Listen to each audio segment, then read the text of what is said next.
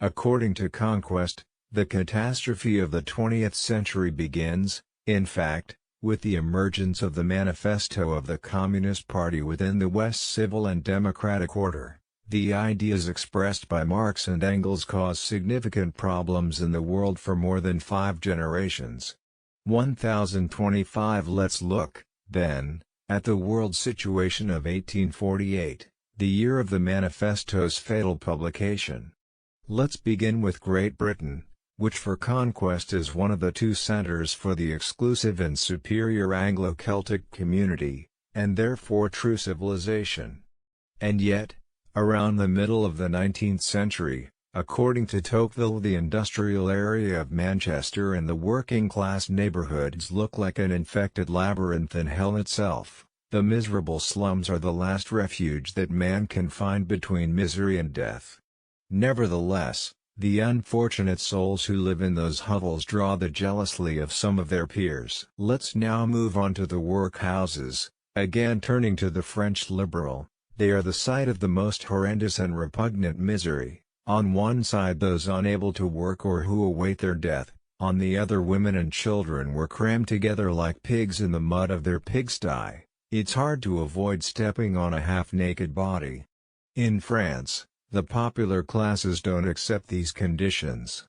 Here's how Tocqueville called for the revolt of June 1848 to be confronted. Anyone who is caught in a defense stance must be shot dead on the spot. Yet one can't be satisfied with palliatives, it's necessary to liquidate once and for all the centers of subversion, eliminating not just the mountain of Jacobin inspiration, but all its surrounding hills. One must not hesitate at all in taking a heroic remedy. Around the middle of the 19th century, Ireland is an integral part of Great Britain. There we see the Proto-Eichmann condemn hundreds of thousands of people to death by starvation. In the United Kingdom's other colonies, the situation is no better.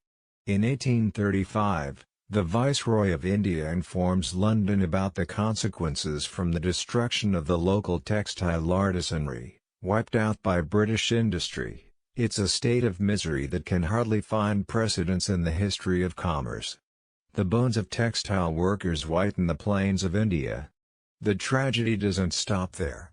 2 years later, a famine takes place that is so terrible that, another British source, completely committed to celebrating the glory of the empire, candidly remarks, the British residents are forced to cancel their usual evening walks due to the awful smell of bodies, too numerous to be buried.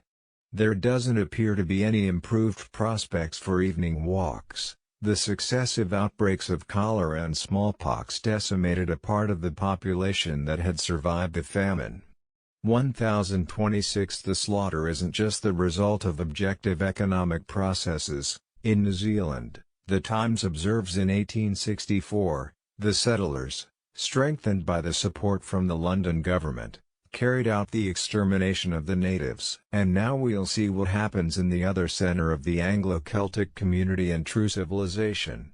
While in Europe the manifesto of the Communist Party ruinously emerges, slavery is in full bloom in the United States, which had just earlier reintroduced it in Texas, taken from Mexico by force of arms, and that had previously declared, under Jefferson, its goal of reducing the people of Haiti to starvation, guilty for having broken the bonds of slavery.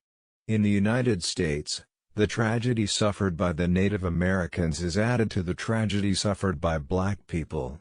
Regarding the Native Americans, we will cite just one episode, summarized as follows by an American historian. The degradation and annihilation of California's Native Americans is one of the most shameful pages in United States history, an indelible stain to the honor and intelligence of the United States.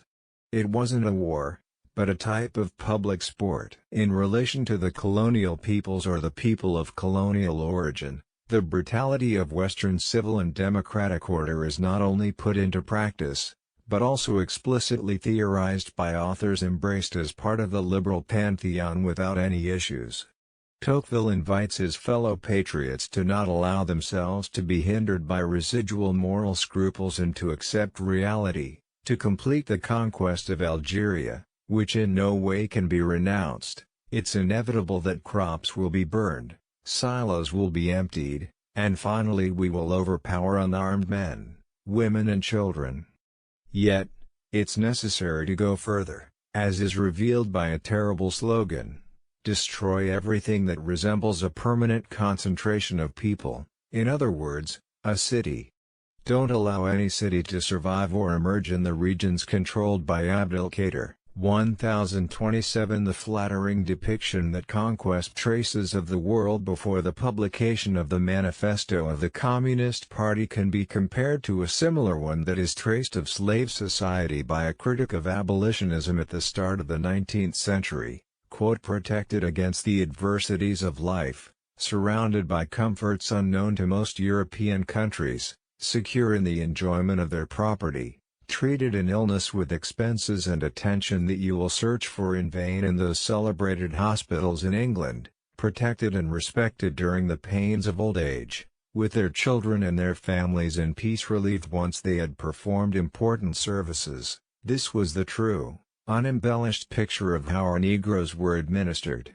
The most sincere affection linked the master to his slave. We slept soundly among these men, that had become our sons, and many of us didn't keep locks or bolts on our doors. 1028. Conquest, the Cold War veteran, is celebrated, however, as the greatest living modern historian, although it's yet another court historian who expresses that opinion. 1029. It's obvious, the reductio ad Hitlerum of the events that began with the October Revolution, and especially with a figure who for more time than any other led the Soviet Union, is only the flip side to the insipid hagiography of the world before 1917, and even the world before the publication of the Manifesto of the Communist Party.